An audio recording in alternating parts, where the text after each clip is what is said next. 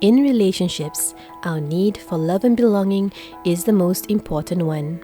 The source of most relationship problems is disconnection. Relationship challenges, such as the ones with our spouses, children, and parents, are as a result of our inability to connect and have a sense of belonging. The quality of such relationships depend on our ability to communicate our love and care for one another. Whenever we communicate with our loved ones, it is important to ask ourselves whether what we do or say to one another help or hurt our relationships. We tend to hurt and disconnect with our loved ones by using these 7 deadly habits: criticizing, blaming, complaining, nagging, threatening, punishing, bribing or rewarding to control. Such deadly habits need to be replaced with these 7 caring habits to help our relationship: supporting, encouraging, listening, accepting, trusting, respecting, and negotiating differences. Here are some scenarios of the 7 deadly and caring habits in typical interactions with loved ones. Can you go and stop him crying? Yeah. And don't turn on the TV, okay? Okay. What kind of mom who lets the child cry all the time? What's going on in there? Don't make me come in there, okay? Just stop it. He was just upset because he wants me to on the TV to keep him company because he's scared. You always give excuses for him. Leave them alone. Let them sort things out. What do you know? You're never there. I was the one who brought your kids up. Actually, this doesn't happen all the time. He mostly listens to us. He only listens when you give him what he wants. That's the problem.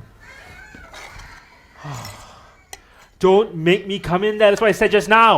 Where's my cane? Can you please stop shouting at him? He just recovered from his fever. He may get sick again. So what?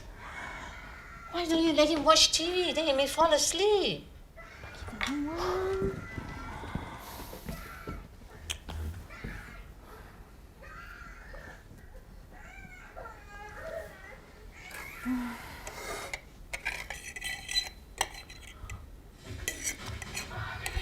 TV.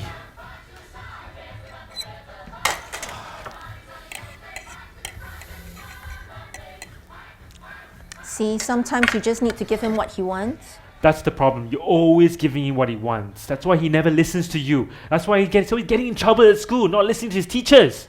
But you always shout at him. You shout at me and he only copies you. He listens and does his work when I am firm. Shouting is not being firm. He's only 8 and he's still little. He needs to be loved. Are you saying I don't love my own child? Remember, it is very important to always ask ourselves, if I say or do this to my loved ones, will it help or hurt our relationship? In the video, you can see how each character were increasingly frustrated over a typical scene at home. Everyone had the same goal, which is to attend to the child who was crying.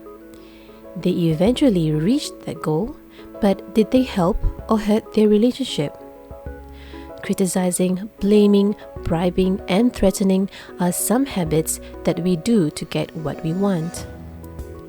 Unfortunately, relationships can sour from such interactions, as it leaves loved ones feeling down, belittled, and defensive.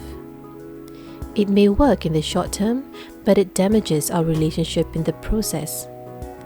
Let's find out what better habits we can use to stay connected.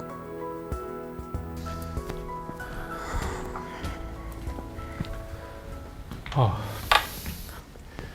Thanks, dear, for calming him down. You know, I think you just have a special way of calming him down that I can't do. I guess we just show our love in different ways. I think you're right too. Sometimes we do need to be firm. He listens to you when you set him a routine in the morning, and he enjoys it when you take him out to play soccer.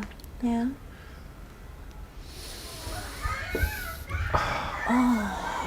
Oh, he's crying again. Yeah. I tell you what, let's both of us go in this time Yeah. and try and calm him down and put him to sleep. Okay. Well, both of you can put him to sleep and I'll clear the table. Okay. Thanks, Thanks, Mom. Yeah. The first thing you might have observed is that they seem much calmer than in the previous scenario. By acknowledging their strengths and allowing them to make mistakes without judgment, your loved ones will in turn feel respected and valued. You can be sure that the child in this video will benefit from observing his parents work together and solve problems harmoniously. Now let's take a look at another scenario. Oh. Hi, girl. How's your day at school? Hi, girl. How's your day at school? I asked you a question. Don't disturb me right now. I'm busy. What do you mean, don't disturb you right now? What are you doing? What do you... No life already. What do you mean, no life? I'm the one there's no life. Mummy and I have told you 1,000 times, stop playing with that stupid iPad. I'm going to throw it in the bin. Give it to me. No. Give it to me. Let go. No. Let go. No. I said let go. No. Let go. Let go.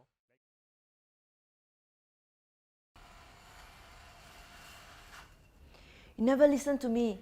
Sometimes I feel I'm talking to the wall. Mommy. Shh.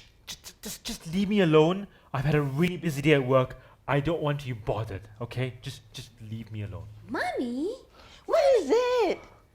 Stop interrupting me. Can't you see? I'm trying to talk to your daddy. Don't be so rude. Hey, whose fault is that she's rude? It's your fault. You just don't spend enough time with her. That's why she's so disrespectful. This family is always arguing. No one listening. I had enough. Wait. I'm in the middle of talking to you. Just walking away like that. I haven't finished yet. Look, your mummy, she's just no manners. She's not listening to me. You're not listening to me either. No one is listening to me. In the video, you can see how the mother, father, and daughter engages in the deadly habits to get each other to listen. This results in hostility, leaving each member of the family feeling hurt and ignored. Even with our best intentions to connect with one another, we often resort to disconnecting habits. This makes our efforts futile or ineffective, resulting in hurting our relationships instead. Nagging, complaining, blaming, criticizing, and threatening are habits we engage in when others do not act in the way we wish them to. If this continues, it might build feelings of hurt, anger, and resentment. Let's find out what better habits we can use to help our relationships. We argue a lot. And I really feel bad about this. Yeah. And after we argue, we do not talk about it.